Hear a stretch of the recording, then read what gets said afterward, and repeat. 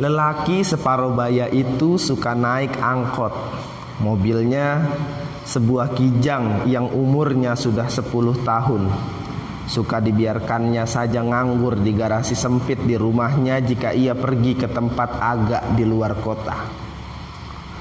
Ia suka membuka pembicaraan dengan sopir kalau angkot kosong, atau penumpang di sebelah atau depannya kalau ada penumpang. Sore itu angkot agak penuh.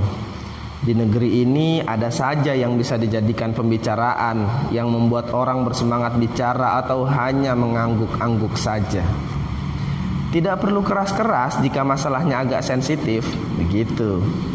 Ketawa pun harus dikendalikan, kalau bisa senyum sajalah. Angkot harus berhenti seenaknya di sembarang tempat.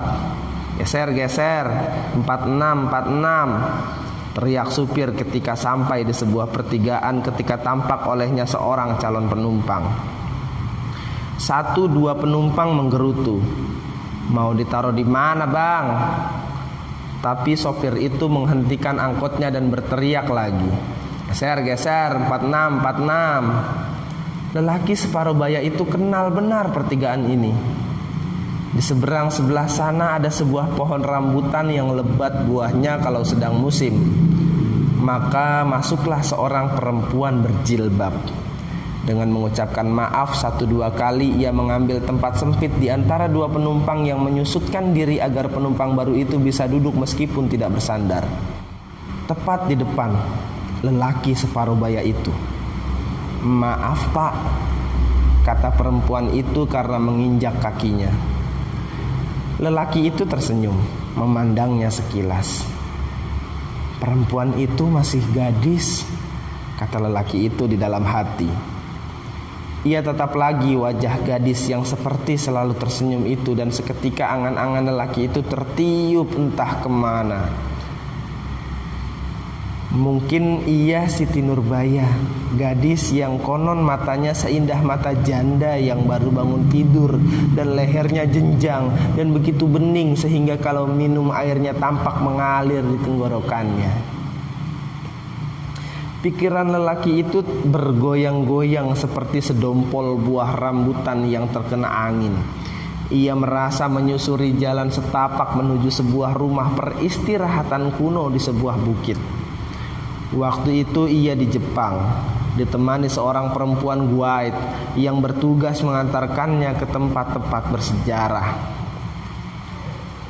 Nafasnya terengah-engah, dan ketika ia memandang ke bawah tampak olehnya pemandangan yang belum pernah dibayangkan.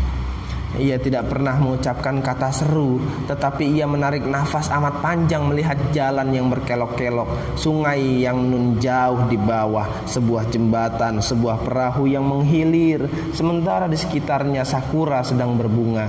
Semuanya itu muncul kembali dari mata gadis yang duduk tepat di depannya dalam angkot itu. Pikirannya kembali bergoyang seperti pucuk-pucuk cemara yang kena angin di kota kelahirannya. Pada waktu ia masih remaja dulu, ia merasa berjalan sendiri. Hari sudah larut malam, menuntun sepedanya karena bannya kempes.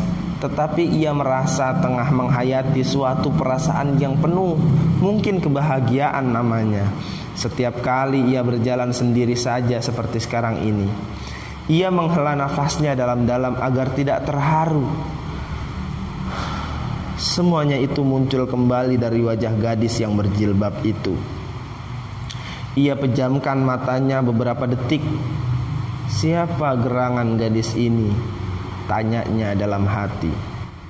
Pikirannya bergoyang lagi seperti sebuah ayunan yang pernah dilihatnya di sebuah taman yang iseng disentuhnya pada suatu pagi hari. Ia merasa di tepi sebuah danau yang sangat luas. Angin bertiup kencang sekali sehingga ia beberapa kali harus menahan nafasnya. Kelak-kelok tepi danau, alun yang datang dan pergi, tepi seberang sana yang jauh itu menyihirnya. Ia membayangkan alam ketika Adam pertama kali melihat dunia. Itu semua muncul kembali dari sosok gadis yang meminta maaf lantaran tadi menginjak kakinya itu. Hanya wajah gadis itu yang tampak.